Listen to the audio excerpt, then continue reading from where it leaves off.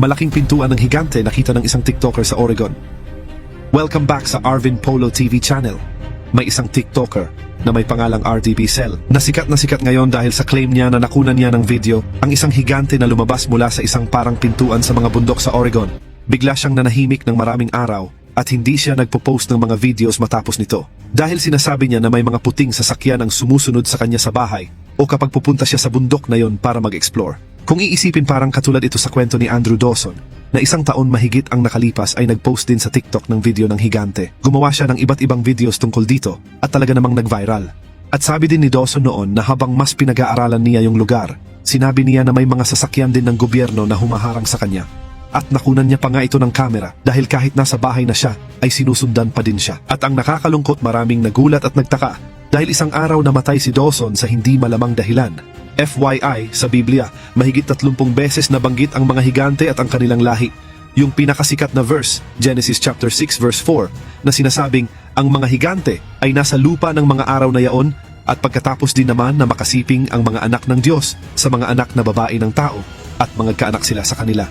Ang mga ito rin ang naging makapangyarihan ng unang panahon na mga lalaking bantog. Kaya naman dahil dito, nagtataka ang iba kung may natitira pa bang lahi ng mga higante hanggang ngayon.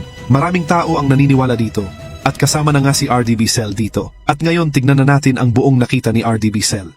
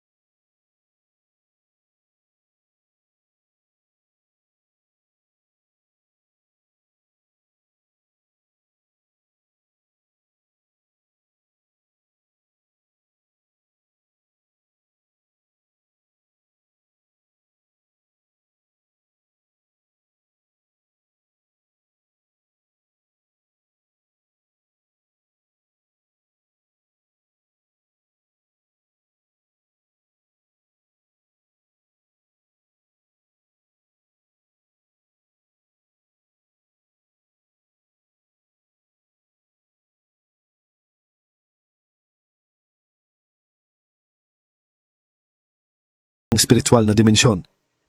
Anybody that knows us knows my wife is very black and white, and if you listen carefully, you can hear what she says, and you can see her crying. So, on our way back down, something happened, and we ended up running. Anybody that knows me knows that my old butt don't run. Anyways, will I go back? No. Will I take somebody else up there? No. I can tell everybody where it's at. If you DM me, I don't. That's about it.